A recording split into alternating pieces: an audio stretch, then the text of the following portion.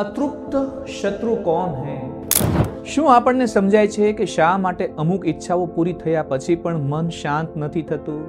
શ્રી કૃષ્ણ સમજાવે છે કે કામ એટલે કે વાસના જ્ઞાનીઓનો નિત્ય શત્રુ છે, જે અગ્નિની જેમ ગમે તેટલું નાખો તો પણ ક્યારેય ધરાતો જ નથી અને માત્ર બળ્યા જ કરે છે. શ્લોક છે, આવૃતમ જ્ઞાનમેતેન જ્ઞાનિનો નિત્ય વૈરિણા કામરૂપેણ કૌન્તેય દુષ્પૂરેણાનલેન ચ. અધ્યાય 3 શ્લોક 39 શ્રી કૃષ્ણ કહે છે કે હે કૌંતેય, આ ક્યારેય તૃપ્ત ન થાય તેવા અને અગ્નિ સમાન કામરૂપી જ્ઞાનીઓના નિત્ય શત્રુ દ્વારા મનુષ્યનું જ્ઞાન ઢંકાયેલું રહે છે.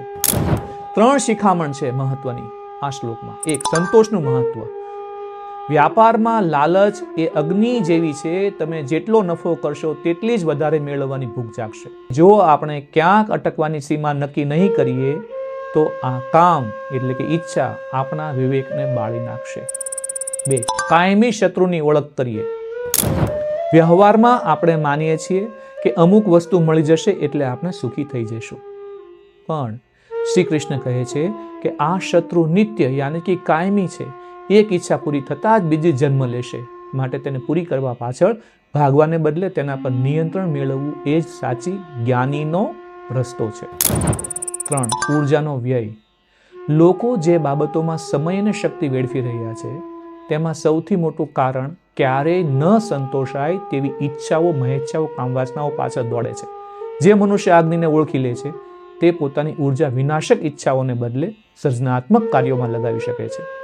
જો તમે પણ તમારી ઈચ્છાઓને કાબૂમાં રાખી શાંતિ મેળવવા માંગતા હોવ તો કોમેન્ટ બોક્સની અંદર સંતોષ એવું લખી શકો છો. આ કામ યાની કે ઈચ્છા મહેચ્છા કામ વાસના શત્રુ મનુષ્યના શરીરમાં ક્યાં છુપાઈને રહે છે તેનું નિવાસસ્થાન જાણવા માટે નેક્સ્ટ એવું કમેન્ટ બોક્સમાં લખી શકો છો. પણ સુદર્શન ક્રિયા અને હેપીનેસ પ્રોગ્રામ આ શ્લોક માટેનો સૌથી બેસ્ટ ઉપાય છે, જે બહુ જ સરળતાથી સમજાવે છે.